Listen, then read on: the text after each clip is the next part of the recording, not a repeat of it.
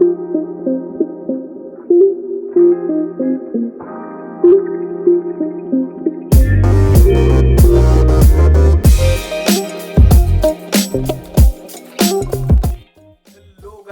Back to my channel the solid life.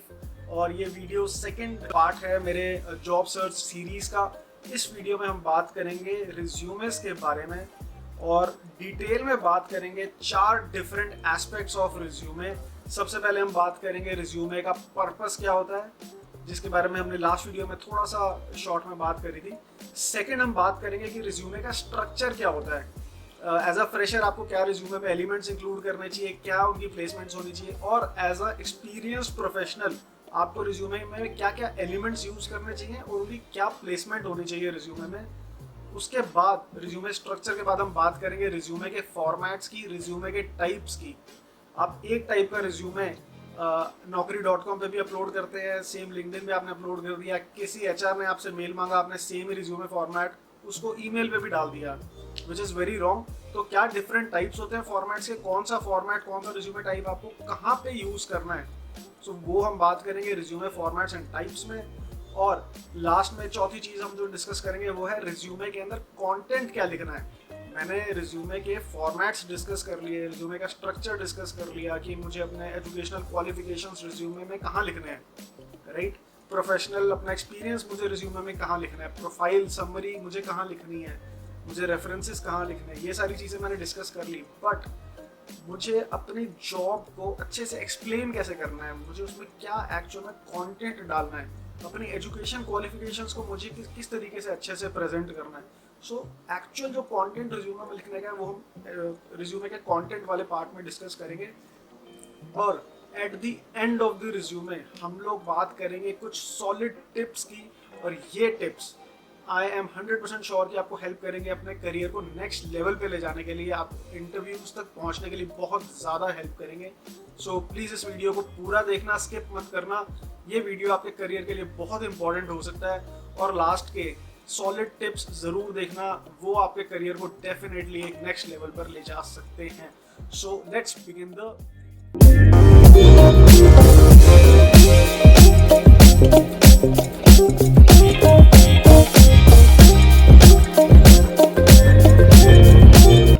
सबसे पहले बात कर लेते हैं कि एक रिज्यूमे का पर्पस क्या होता है। तो मैंने अपनी लास्ट वीडियो में भी बात करी थी कि एक resume is a marketing document of a person, right. तो अगर मैं जॉब अप्लाई कर रहा हूँ तो मेरा रिज्यूमे मेरा मार्केटिंग डॉक्यूमेंट है। और एक रिज्यूमे का सिर्फ एक पर्पस होता है and that purpose is to get you an interview. एक बार आपका इंटरव्यू तक आप पहुंच गए, उसके बाद आपके रिज्यूमे का रोल हार्डली 5% रहता है, बिकॉज उसके अंदर आपकी इंटरपर्सनल कम्युनिकेशन मैटर करती है कि आप एचआर के साथ किस तरीके से बात करते हैं, किस तरीके से आप अपने आप को प्रेजेंट करते हैं इंटरव्यू में, राइट। तो उसमें आपका रिज्यूमे का कोई रोल नहीं रहता। दैट इज वाई रिज्यूमे का सिर्फ एक लौता पर्पस होता है, वो है आपको इंटरव्यू तक लेके जाना, राइट। सो एक अच्छा रिज्यूमे 3 क्वेश्चंस के आंसर करता है। सबसे पहला क्वेश्चन जिसका वो आंसर करेगा वो है कि आप कौन हैं, हु आर यू। जो सेकंड क्वेश्चन रिज्यूमे आंसर करता है वो है कि आपके क्वालिफिकेशंस क्या हैं, आपका एक्सपीरियंस क्या है और आपके अचीवमेंट्स क्या है। So this is the second question that a resume answers. Third question that a resume answers is why should an organisation hire you. जो भी आप एचआर आपका रिज्यूमे देख रहा है, why should they hire you, what is the value that you are bringing to the organisation, जो वो आपको हायर करें, आपको सैलरी दें, right. So these are the 3 important questions that a resume answers. So हम डिटेल में बात करेंगे कि मुझे किस तरीके से इन तीनों क्वेश्चंस के आंसर घुमा फिरा के मुझे कंटेंट में डालने हैं, so that HR is convinced he or she gets answer of all these 3 questions. उसे पता लगे कि मैं क्या वैल्यू ऐड करूँगा कंपनी के लिए और वो मुझे इंटरव्यू के लिए कॉल करें। सो हम इस सारी चीज़ों की इसको किस तरीके से इन तीनों क्वेश्चंस का मुझे आंसर करना है रिज्यूमे में, हम इसका डिस्कस करेंगे कंटेंट सेक्शन में। सो वीडियो को एंड तक जरूर देखना। सो पर्पस के बाद अब बात करते हैं स्ट्रक्चर की, फॉर्मेट्स की और रिज्यूमे के कंटेंट की। सो ये तीनों पार्ट जो हम डिस्कस करने के लिए चलते हैं मेरे लैपटॉप पे। सो गाइस, रिज्यूमे स्ट्रक्चर की बात करने से पहले हम बात करते हैं रिज्यूमे के इम्पोर्टेंट एलिमेंट्स की। So first most important element of a resume is your contact details. Second most important element in a resume is profile या फिर summary. And third most important is work experience, and lastly education details. In 4 elements के अलावा आप कुछ और elements ऐसे हैं जो आप ऐड कर सकते हैं विच आर ऑप्शनल, वो हम डायरेक्टली रिज्यूमे में चल के बात करेंगे। बट कोई भी रिज्यूमे फॉर्मेट हो उसमें ये 4 डिटेल्स आपकी होना ज़रूरी है, राइट। सो अब सीधा रिज्यूमे के फॉर्मेट पे चलते हैं और यहाँ जाके हम देखते हैं कि हर एक एलिमेंट को किस तरीके से इंक्लूड करना है और कहाँ पे इंक्लूड करना है एज पर योर प्रोफाइल। तो सबसे पहले बात करते हैं कॉन्टैक्ट डिटेल्स की। सो कॉन्टैक्ट डिटेल्स के अंदर सिर्फ 5 चीज़ें हैं जो इम्पॉर्टेंट हैं। First and foremost is your name, obviously without saying आपका नाम बोल्ड टॉप पे होना चाहिए और बोल्ड अल्फाबेट्स में। सेकेंड इम्पॉर्टेंट थिंग जो काफ़ी लोग नहीं यूज़ करते हैं अभी भी, which is LinkedIn profile. So you should definitely 110% mention your LinkedIn profile link in your resume.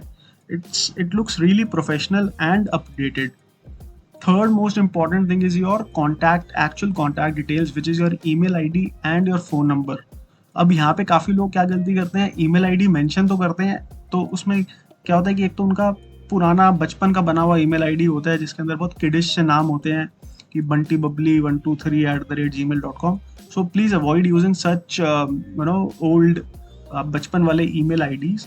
अपना email ID थोड़ा सा प्रोफेशनल पर्सनल email ID बनाओ and use that email ID, right?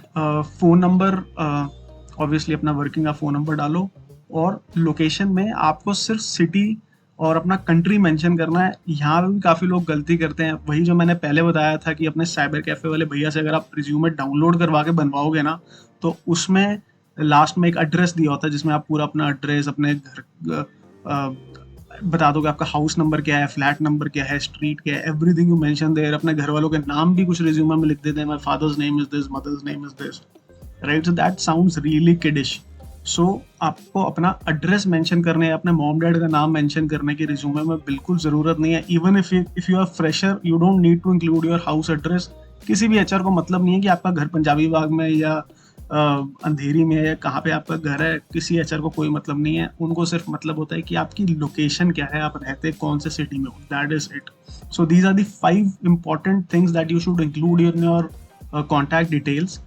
Gender is your personal choice if you want to include it or not. I personally don't include gender, and it should not impact a job application ideally. So guys, after contact details, अब next important element of a resume पे आते हैं, which is profile. So profile basically आपको in a nutshell you have to explain कि आपका overall जो past experience है, जो भी आपने studies करी हैं आज से पहले, उसमें आपने क्या सीखा, और ये बेसिकली एक ब्रिज का काम करेगा बिटवीन दी जॉब डिस्क्रिप्शन, जिस जॉब के लिए आप अप्लाई कर रहे हैं उसका जॉब डिस्क्रिप्शन, और आपकी profile. So HR definitely goes through the summary. कुछ लोग ऑब्जेक्टिव डालते हैं, तो आजकल ऑब्जेक्टिव का यूज़ नहीं होता, आप ऑब्जेक्टिव के बाद समरी डालते थे। सो ऑब्जेक्टिव को आप हटा के you focus more on profile. So this is what I suggest, but आपकी आगे आपकी पर्सनल चॉइस है, you want to include objective और not. But profile basically is a bridge between your profile, your experience and the job description जिस job के लिए आप apply कर रहे हो। So be very careful and spend lot of time in designing your profile, because आप एक brief पे एक HR को आप बता रहे हो कि आपका total experience क्या है, what value you offer to the prospective employer, और वो आपको क्यों hire करें। hire तो खैर दूर की बात, क्यों आपको job interview के लिए बुलाएं। So एक HR, उसके पास टाइम बहुत लिमिटेड होता है, तो हो सकता है कि HR आपका पूरा प्रोफाइल, आपका पूरा वर्क एक्सपीरियंस, इतना लंबा 2 पेज का रिज्यूमे वो ना पढ़े। हो सकता है वो आपकी प्रोफाइल पढ़े और उसे वहीं पे अगर उसका इंटरेस्ट लूज हो गया तो हो सकता है वो आपका रिज्यूमे आगे ना देखे।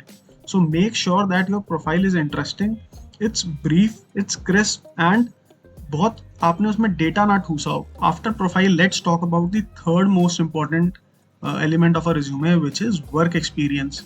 सो अभी फ्रेशर्स बोलेंगे कि हमारे पास तो वर्क एक्सपीरियंस है ही नहीं, तो हम क्या शो करेंगे। सो हम फ्रेशर्स के पर्सपेक्टिव से भी डिस्कस करते हैं, but first let's discuss from the perspective of an experience professional. आपको 5 या 10 साल का एक्सपीरियंस है तो, और मल्टीपल कंपनीज में है, सो हम उस पर्सपेक्टिव से बात करते हैं। सो लेट्स से आपने 2 या 3 कंपनीज में आपने जॉब चेंज करी है, राइट। सो आप सबसे पहले अपनी रिसेंट कंपनी का डिस्क्रिप्शन आप बताएंगे, देन उससे पहले आपकी जो कंपनी आप जिसमें काम करते थे। सो बेसिकली आप क्रोनोलॉजिकल ऑर्डर में starting with the company you are working with, वहाँ से आप नीचे अपना एक्सपीरियंस शो करना स्टार्ट करेंगे. सो this is the most ideal way of showing your experience. अब इस बेसिकली इसका कंटेंट क्या लिखना है. आपने यहाँ जॉब तो मेंशन कर दी कि आज की डेट में मैं XYZ में जॉब कर रहा हूँ एज अ मैनेजर इन गुड़गांव, और ये मेरा टाइम पीरियड है जॉब का. मैं जून 2016 से मैं आज तक इस कंपनी में जॉब कर रहा हूँ. देन मैंने ABC भी मेंशन कर दी. इससे पहले मैं ABC में जॉब करता था. मेरी डेजिग्नेशन, मेरी लोकेशन. सो मैंने अपनी कंपनीज का नाम दे दिया, ड्यूरेशन दे दी, बट मैं करता क्या हूँ उस कंपनी में. So this is the most important part of a resume. So इसके अंदर मुझे अपना सारा डेटा यूज करना है. इसके अंदर मुझे, जैसे मैंने यहाँ पे प्रोफाइल के अंदर बेसिकली मैंने डेटा यूज नहीं करा. यहाँ पे मैंने I have tried to include keywords here, जिससे मेरा थोड़ा सा SEO अच्छा है रिज्यूमे का. बट यहाँ पे मुझे SEO का ध्यान रखना है, बट मुझे SEO का बहुत ज़्यादा ध्यान नहीं रखना. यहाँ पे मेरा मेन फोकस होगा मेरे डेटा पे. तो यहाँ पे मुझे HR को कन्विंस करना है कि वो मुझे इंटरव्यू के लिए बुलाए. ठीक है. सो हम इस पे डिस्कस करेंगे अभी डिटेल में. मैंने एक अलग से इसके ऊपर प्रेजेंटेशन बनाई हुई है. इसी वीडियो में आगे मैं डिस्कस करूंगा कि what are the right and wrong ways of presenting your job description. Right. So ये हो गई हमारी third important element in our resume, which is work experience. Now fourth important element in resume is education details. So again chronological order के अंदर ही आपको जो आपकी latest degree होगी या जो भी आपका एजुकेशन लेटेस्ट है वो आपको सबसे टॉप पे दिखाना है. सो मैंने, मेरे केस में मैंने मास्टर्स दिखाया टॉप पे. मैंने दिल्ली यूनिवर्सिटी से नहीं करा. This is just for an example. So ये मेरी लेटेस्ट डिग्री हो गई. ये उससे पुरानी मेरी बैचलर्स डिग्री हो गई. Then at the last you can also mention your professional courses. So भले ही आपने कोई यूडेमी से फ्री कोर्स करा है, बट अगर वो सर्टिफाइड कोर्स है, आपको कुछ सर्टिफिकेट मिला है. फॉर एग्जांपल गूगल एनालिटिक्स का मेरे पास सर्टिफिकेट है which was free of cost. आप भी जाके गूगल लर्निंग के पेज पे जाके आप भी कुछ गूगल का फ्री कोर्स कर सकते हो. Google digital marketing is like really popular these days. Lot of people do free course Google का.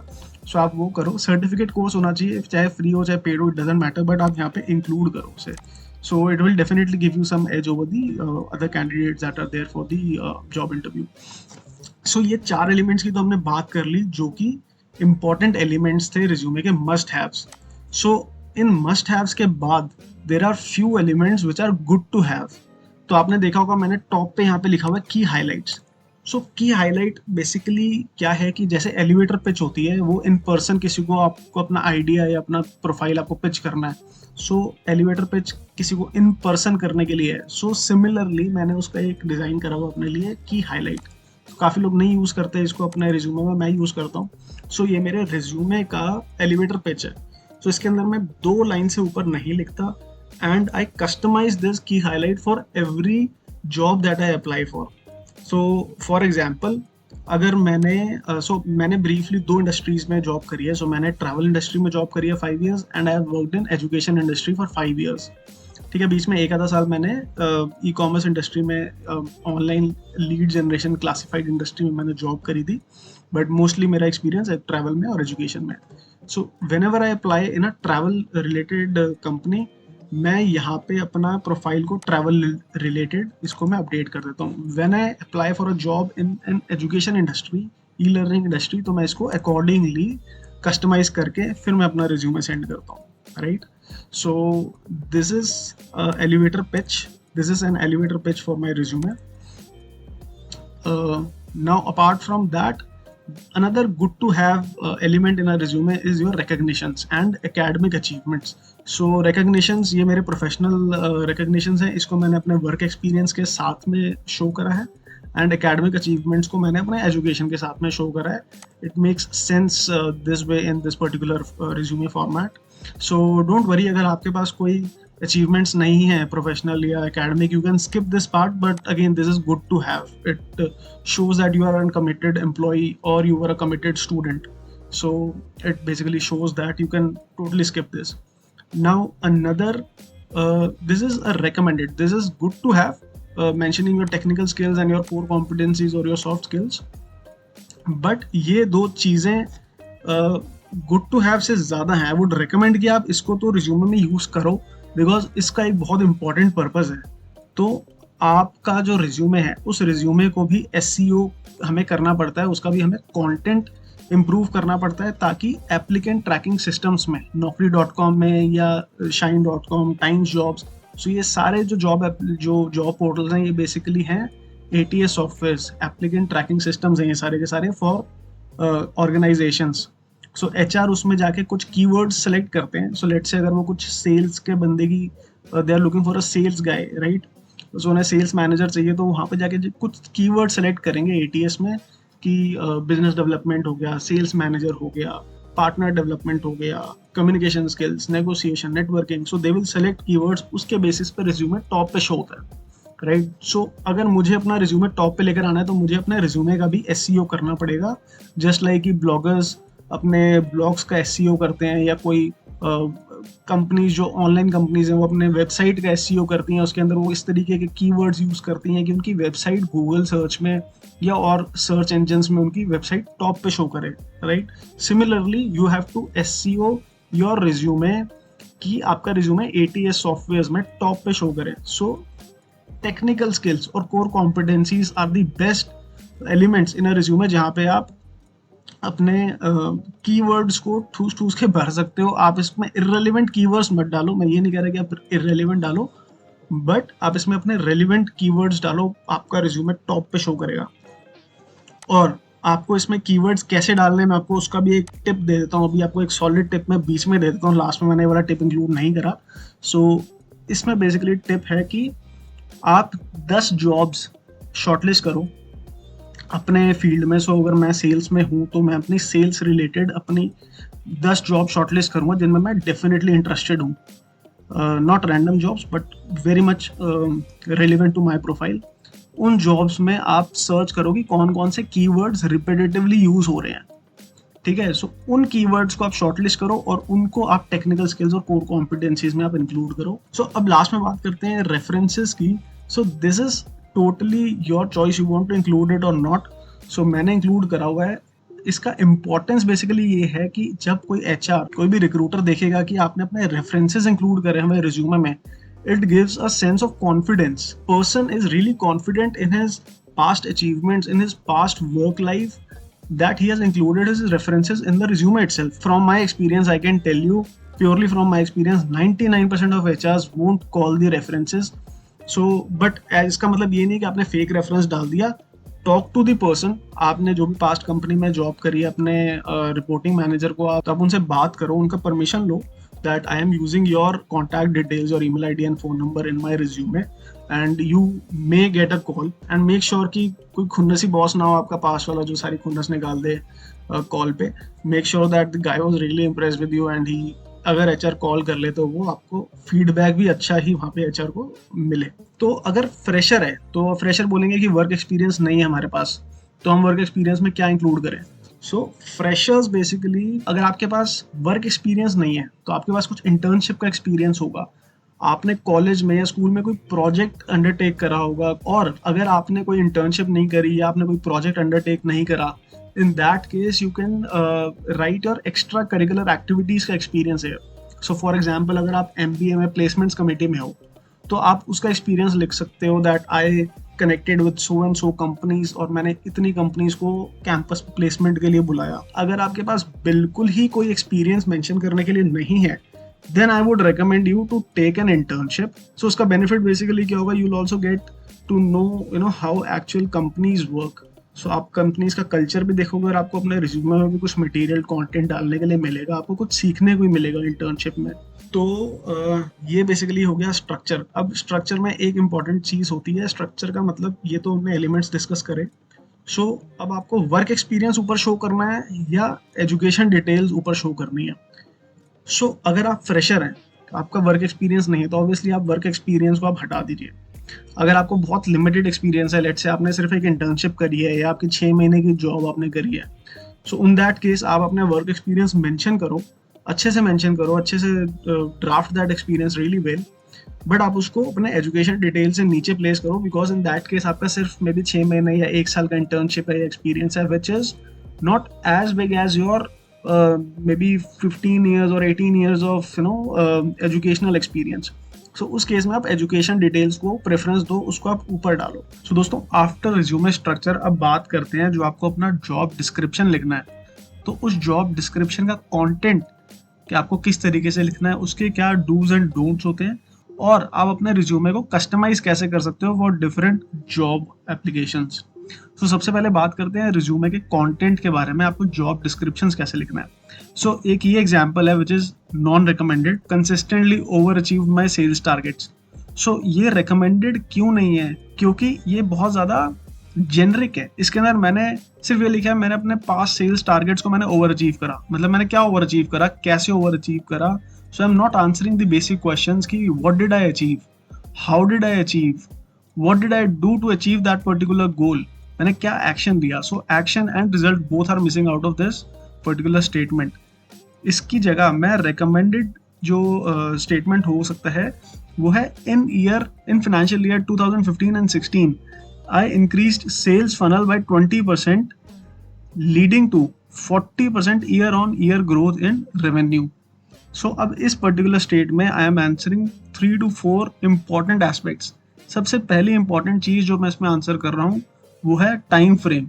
मैंने मेंशन करा कि फाइनेंशियल ईयर 2015 and 16 में, राइट। सेकेंड इज मैंने एक्शन मेंशन करा कि मैंने एक्शन क्या लिया, I increased the sales funnel by 20%. So this is the action that I took. अब इस एक्शन ने क्या रिजल्ट डिलीवर करा, that result was 40% growth in the revenue year on year. So मैंने इसमें 3 चीजें आंसर करी, time frame, the action that I took and what that action resulted इन. सो अब इन दोनों स्टेटमेंट्स को आप साइड बाय साइड कंपेयर करो and you yourself figure out which statement is good for your resume. Now second example is handling customer experience.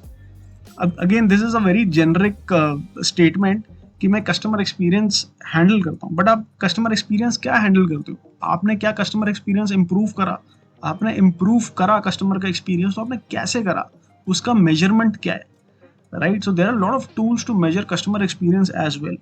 So here is a recommended statement. इस particular statement में I have mentioned that I have used NPS tool. I have improved NPS by 40% year on year during 2021. Right? Again, in this particular statement, I have mentioned which tool I used to measure the customer satisfaction. मैंने वो satisfaction कितना improve करा और किस duration में improve करा. Third example is took many initiatives. So here is a recommended line which you can use in place of this took many initiatives, this generic line. Launched multiple promotional campaigns during financial year this and this to boost sales, resulting in 100%, 170% growth year on year. So now this has lot of data कि मैंने क्या run करा, मैंने promotional campaigns launch करे during the year, मैंने year mention करा, उसका मेरा ऑब्जेक्टिव क्या था, टू बूस्ट सेल्स, और उसका रिजल्ट मेरा क्या निकला, 170% growth year on year. So this again includes data. It is very specific in terms of mentioning the time of the campaigns that I ran. It also mentions that I ran multiple campaigns, so this was an ongoing initiative rather than a one-time initiative, right? And it also shows that what my purpose was and what my achievement is. So this is a much better statement than a random statement or a very generic statement of took many initiatives, right? So these were few examples कि आप अपने job description को, अपने resume के content को किस तरीके से आप इम्प्रूव कर सकते हो. So now guys I will show you how I customise my resume. So as I told you previously, I have worked majorly in travel industry and in e learning industry. So this is how I customize my key highlights when I'm applying job for either of these industries. So जब मैं travel industry में job apply करता हूँ, so I mention in my key highlights that I have 5 years of relevant partner development experience with India's largest OTA, online travel agent. ठीक है. वहीं अगर मैं e-learning industry में किसी कंपनी में job apply कर रहा हूँ, I will mention I have 5 years of experience in e-learning solutions and SaaS sales experience. And जो मेरा एक्सपीरियंस है, वर्क एक्सपीरियंस, उसमें मैं क्या चेंजेस करता हूँ. ई लर्निंग इंडस्ट्री में अप्लाई कर रहा हूँ तो मैं ज़्यादा स्पेस दूंगा, ज़्यादा ध्यान दूंगा मैं अपने ई लर्निंग वाले एक्सपीरियंस पे, उसको मैं ज़्यादा हाईलाइट करूँगा. थोड़ा ट्रैवल वाले को मैं थोड़ा सा कम कर दूंगा, बिकॉज वहाँ पे जो HR होगा, जो डिसीजन मेकर होगा ई लर्निंग कंपनी में, उसे मतलब नहीं है कि मैंने ट्रैवल इंडस्ट्री में क्या खास काम करा. उससे इंटरेस्ट है कि मैंने अपने ई लर्निंग इंडस्ट्री में मैंने क्या काम किया था, वहाँ पे मेरे क्या अचीवमेंट्स थे, वहाँ मेरी क्या लर्निंग्स थी. राइट। सो इस तरीके से मैं अपने रिज्यूमे को कस्टमाइज करता हूँ। कस्टमाइज करने का ये मतलब नहीं है कि आपको पूरा रिज्यूमे ग्राउंड अप बनाना है, I am just repeating my words, but आपको कुछ चीज़ें, आप थोड़े से एलिमेंट्स को इधर उधर चेंज करके ही you can customize your resume and make it much more appealing for an HR जो उस रिज्यूमे को पढ़ रहा है, and it shows that you have put in lot of efforts to customize the resume for a particular job. और वैसे तो दोस्तों इट गोज विदाउट सेइंग, जो भी मैंने आपको यहाँ पे अपना एक्सपीरियंस शेयर करा है, जो भी मैंने आपसे रिकमेंडेशंस ये शेयर करे हैं, so all these are specific to my job या फिर एग्जाम्पल्स हैं। So it is not necessary कि ये आपके वर्क एक्सपीरियंस में काम आए। तो आपको जैसे मैंने बोला है कि रिज्यूमे आपका कस्टमाइज्ड होना चाहिए एज पर योर एक्सपीरियंस। तो ये सारे वर्ड्स आप word to word resume copy मत करना। हालांकि मैं आपसे फॉर्मेट ये शेयर करूंगा, this you can go to the description of this video and you can download the formats, but आप ये वर्ड टू वर्ड कॉपी मत करना, इसको आप कस्टमाइज करना अपनी जॉब के हिसाब से। So now that you are aware of the purpose of the resume, structure of a resume, format of a resume और resume में content कैसे लिखते हैं, ये सारी चीज़ें हम डिस्कस करने के बाद, जैसा कि मैंने वीडियो के स्टार्टिंग में आपको प्रॉमिस किया था, मैं आपके साथ कुछ सॉलिड टिप्स शेयर करूंगा। सो ये रही मेरी 3 सॉलिड टिप्स जो आपको इंटरव्यू तक पहुंचने में आपकी हेल्प करेंगी। So tip number 1 is customize your resume for every job that you apply for. तो आप किस तरीके से कस्टमाइज कर सकते हैं? Don't just randomly apply for jobs on any job portal. आप कुछ जॉब्स को शॉर्टलिस्ट करो। अगर आप सारी जॉब्स पे अप्लाई करना चाहोगे, 100 जॉब्स आप डेली अप्लाई करोगे, तो आप कस्टमाइज नहीं कर पाओगे। 100 तरीके के रिज्यूमे बनाना इम्पॉसिबल है, राइट। बट वहीं आपने शॉर्टलिस्ट करी 5 या 10 जॉब्स, आप एक दिन पे, एक वीकेंड में आप अप्लाई करोगे। सो 5 या 10 कस्टमाइज रिज्यूमे बनाना इज स्टिल पॉसिबल। और कस्टमाइज मतलब ग्राउंड अप पूरा रिज्यूमे मुझे नहीं बनाना, मुझे कंटेंट उसका इस तरीके से चेंज करना है, या उसके कीवर्ड्स मुझे इस तरीके से चेंज करने हैं कि मेरा रिज्यूमे उस जॉब के लिए कस्टमाइज लगे। जो HR मेरा रिज्यूमे पढ़ेगा उसको लगना चाहिए कि मैंने एफर्ट डाला है रिज्यूमे में उस जॉब के लिए अप्लाई करने के लिए। एक और इसके साथ मैं आपको बोनस टिप और दूंगा यहाँ पे। तो लेट से आप 2 या 3 इंडस्ट्रीज़ के अंदर इंटरेस्टेड हैं, तो आप अपना एक कस्टमाइज रिज्यूमे फॉर इंडस्ट्री भी बना के रख सकते हैं, राइट। सो लेट से मैं अपना एग्जांपल लेता हूँ। मैंने ट्रैवल इंडस्ट्री में जॉब करी है, मैंने एजुकेशन इंडस्ट्री में जॉब करी है। सो ये 2 इंडस्ट्रीज़ में मेरा मेजर एक्सपीरियंस है, ऑलमोस्ट 5 या 6 ईयर्स का in each of these industries, right. So मैंने अपने 2 कस्टमाइज्ड रिज्यूमे बनाए हुए हैं। One is specific to the education industry, जिसमें मैंने अपने की हाईलाइट्स में एजुकेशन सेक्टर के बारे में मैंने ज़्यादा उसमें बताया हुआ है। और जो दूसरा मेरा ट्रैवल रिलेटेड रिज्यूमे, उसमें की हाईलाइट्स में मैंने और अपनी प्रोफाइल में मैंने अपने ट्रैवल के एक्सपीरियंस के ऊपर ज़्यादा फोकस करा हुआ है। सो इस तरीके से आप भी कुछ इंडस्ट्री स्पेसिफिक अपने रिज्यूमेस बना के रख सकते हैं, ताकि आपको बार बार बहुत ज़्यादा मेहनत ना करनी पड़े। सो ये थे मेरे टिप नंबर 1 और एक बोनस टिप। अब सेकेंड टिप पर आ जाते हैं, जो कि है कीवर्ड्स। सो एप्लीकेंट ट्रैकिंग सिस्टम, जैसे हमने अभी बात करी कि काफ़ी कॉम्प्लिकेटेड सॉफ्टवेयर्स होते हैं ये। सो अगर आपको अपना रिज्यूमे टॉप पे दिखाना है तो उसके लिए आपको कीवर्ड्स चाहिए। और कीवर्ड्स आपको कहाँ से मिलेंगे? तो लेट से आपने 10 जॉब शॉर्टलिस्ट करें, तो आप उनमें जाके देखिए क्या सबसे कॉमन कीवर्ड्स कौन से यूज़ होते हैं। सो जो भी सबसे कॉमन कीवर्ड्स उन जॉब्स में यूज़ हो रहे हैं, जॉब डिस्क्रिप्शन में यूज़ हो रहे हैं, आप वो कीवर्ड्स को आप नोट करो और किसी तरीके से उसको एक वेल ऑर्गेनाइज्ड कंटेंट में आप उसको फिल करो अपने रिज्यूमे में।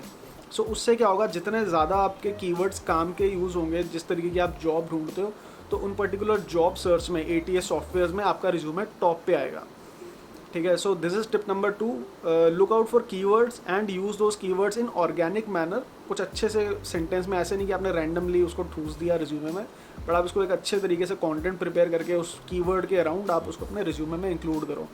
Now this was tip number 2। Tip number 3 is very important. ज़्यादातर जॉब पोर्टल्स आजकल दिखाते हैं कि किस HR ने या who is the person who has posted this particular job. So find out that HR, that person who has posted the job. आप LinkedIn पे जाओ, सोशल मीडिया का ज़माना है, everybody is, most of the people are on LinkedIn, I would से 90% plus people are on LinkedIn. आप वहाँ जाके उनसे कनेक्ट करो। उनका ईमेल आईडी दिया हुआ है, तो आप डायरेक्टली उनको ईमेल ड्रॉप कर सकते हो, including cover letter and job application. Cover letter is very important and very underrated. मैंने अपनी लास्ट वीडियो में बताया था। कवर लेटर के ऊपर डिटेल में हम डिस्कस करेंगे मेरी नेक्स्ट वीडियो में। और इसी जॉब सर्च सीरीज़ के अंदर मैं एक वीडियो बनाऊंगा, how to write effective job applications, ताकि आपको इंटरव्यू तक पहुंचने में और ज़्यादा आपकी हेल्प हो सके। So I will make these 2 videos in the coming weeks. एक वीडियो होगी कवर लेटर पे, एक वीडियो होगी जॉब एप्लीकेशन पे, उसके अलावा भी और काफ़ी सारी जॉब सर्च पे वीडियोज़ आएंगी। और सिमिलरली काफ़ी सारी मैं एजुकेशनल वीडियोस और इंटरव्यूज़ में लेकर आने वाला हूँ। आने वाले कुछ हफ्तों में, कुछ महीनों में मैं रेगुलर कंटेंट बनाऊँगा, पोस्ट करूँगा। सो अगर वीडियो आपको अच्छी लगी हो, आपने यहाँ तक देखी है, तो प्लीज़ वीडियो को लाइक करना, शेयर कर दो दोस्तों के साथ, शायद किसी की हेल्प हो जाए। If you want to see the upcoming videos on cover letter and job application, so please hit that bell icon. आपको नोटिफिकेशन आएगा जब भी मेरा नेक्स्ट वीडियो आएगा। Thank you so much for watching this video. अगर आपने यहाँ तक देखी है तो प्लीज़ सब्सक्राइब जरूर करना। Thank you so much, bye bye.